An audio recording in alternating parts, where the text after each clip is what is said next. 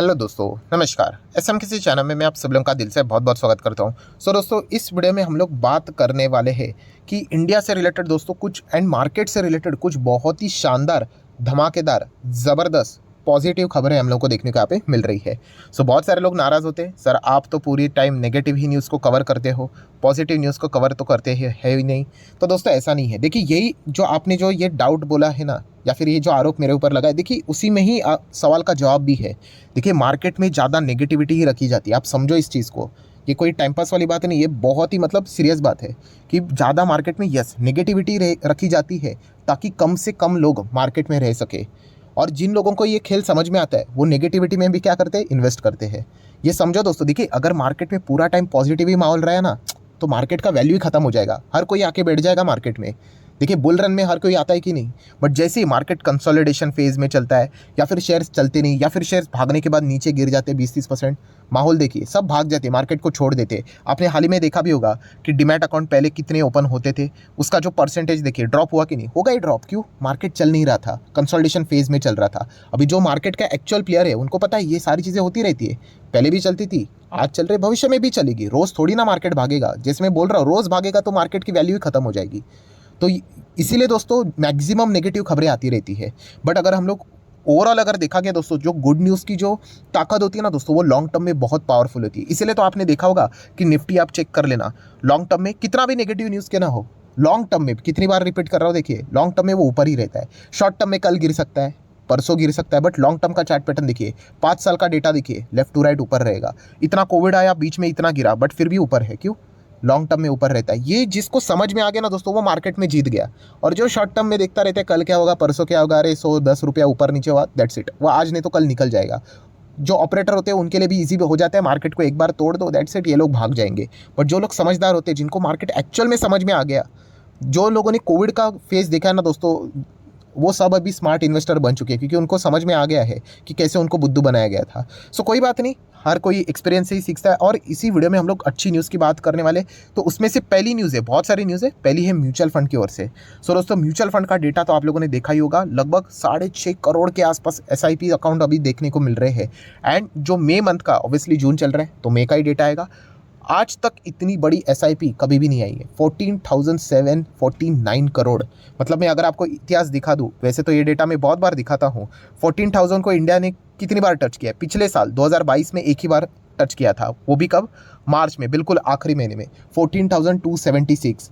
ठीक है, वो कोई भी रीज़न हो, टैक्स प्लानिंग हो, ये हो, फलाना ढिमकाना हो, positivity, what ever be the reason, हमने फर्स्ट टाइम 14,276 करोड़ को पिछले टाइम, पिछला टाइम मतलब मैं कौन सी बात करता हूँ, फाइनेंशियल ईयर की, ठीक है, तभी टच किया था। उसके बाद अभी की अगर हम लोग मई मंथ की बात करें, कितना? 14,749 करोड़।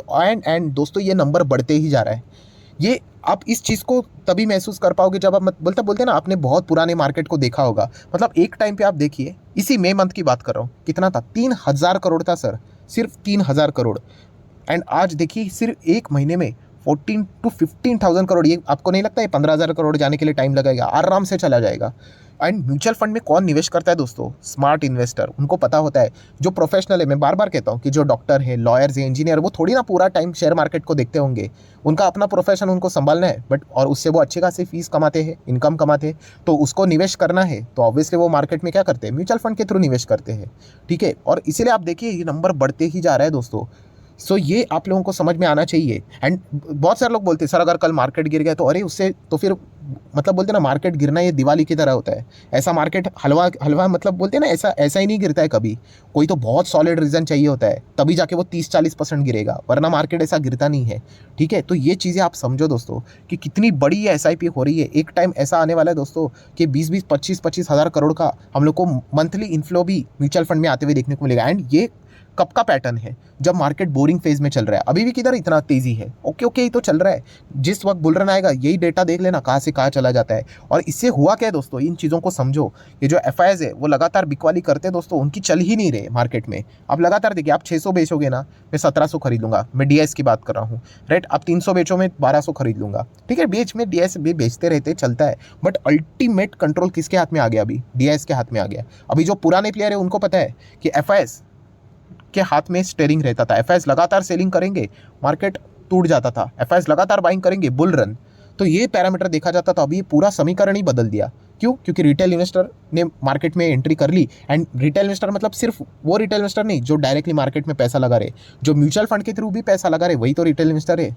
तो ये ताकत बढ़ चुकी है दोस्तों, इनके हाथ में पैसा आ गया ना डीआईएस के।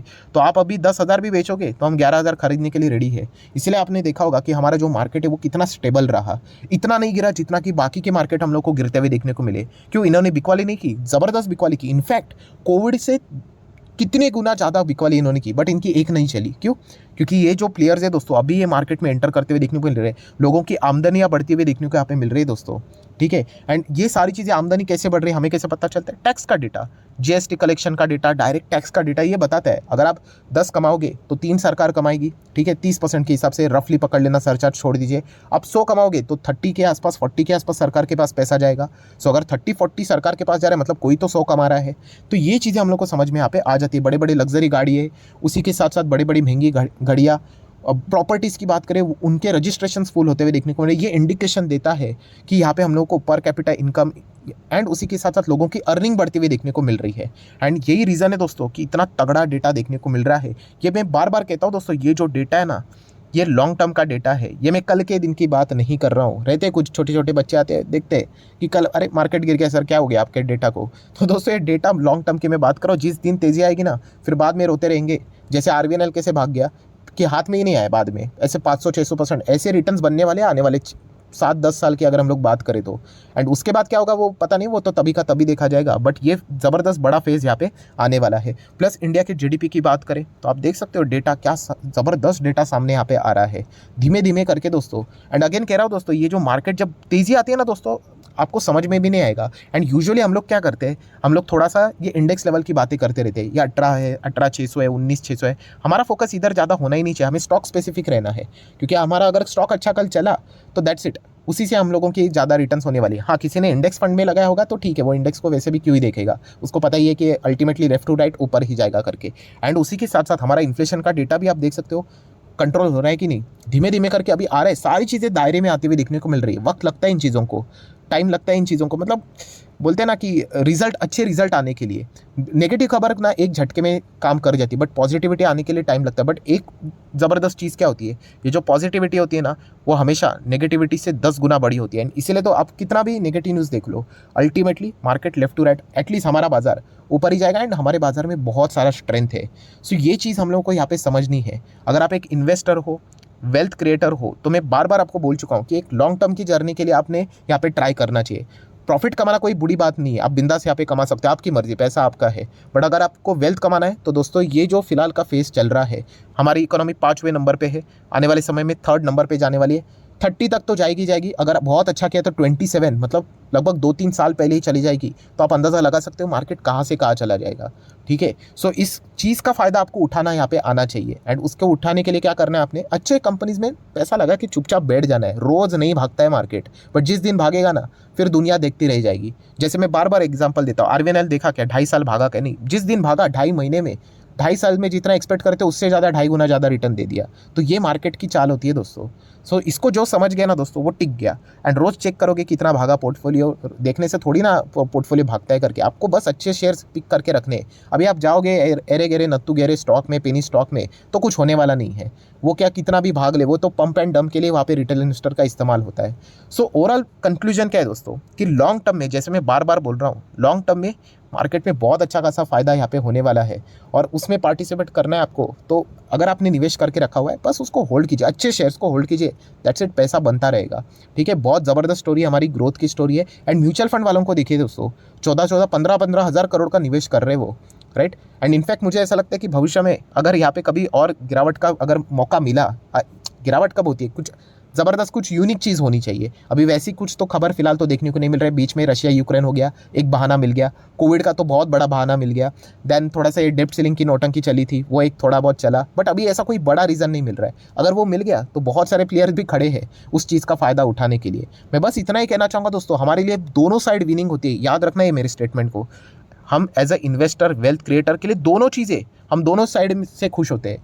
तेज़ी है तो अच्छी बात है, अगर गिर गया तो यही जो मार्केट है उसमें बड़ा बाइंग करने का हम लोग को यहाँ पे मौका मिल जाता है, तो लॉन्ग टर्म में भी हम लोग को फायदा यहाँ पे मिल जाएगा। सो इन्वेस्टर दोनों साइड से खुश होता है, एग्जिस्टिंग इन्वेस्टमेंट के ऊपर उनके रिटर्न्स बनते हैं उससे खुश होता है, एंड अगर कभी मार्केट अगर गिर गया एक्सटर्नल रीजंस के चलते तो वही स्टॉक्स हमें वापस 30-40-50% डिस्काउंट के ऊपर खरीदने का मौका मिल जाता है। बट ऐसे सिनेरियो बहुत ही रेयर आ जाते हैं, बट कोई बात नहीं, इंडिविजुअल स्टॉक्स हम लोग को ज़मीन पे मिल जाते 30-40% डिस्काउंट के ऊपर, उनको खरीद लेना। कितने सारे मैं वीडियोस बनाते रहता हूँ कि देखिए आज निफ्टी वैसे तो टॉप पे ही है ना ऑलमोस्ट, बट कितने सारे स्टॉक 30%, 35%, 40% है डिस्काउंट के ऊपर, डेफिनेटली वहाँ पे जाके निवेश करना है। एक बार वो गाड़ी निकल गई, बहुत सारे लोग बोलते हैं सर आप इस स्टॉक को इतना क्यों कवर करते हो, देखिए वो आज 30-40% डिस्काउंट के ऊपर है इसीलिए कवर करता हूँ, जैसे वो निकल जाएगी वो गाड़ी, फिर उसके बाद कवर करके क्या फ़ायदा, फिर उसके बाद तेज़ी को एंजॉय करना होता है।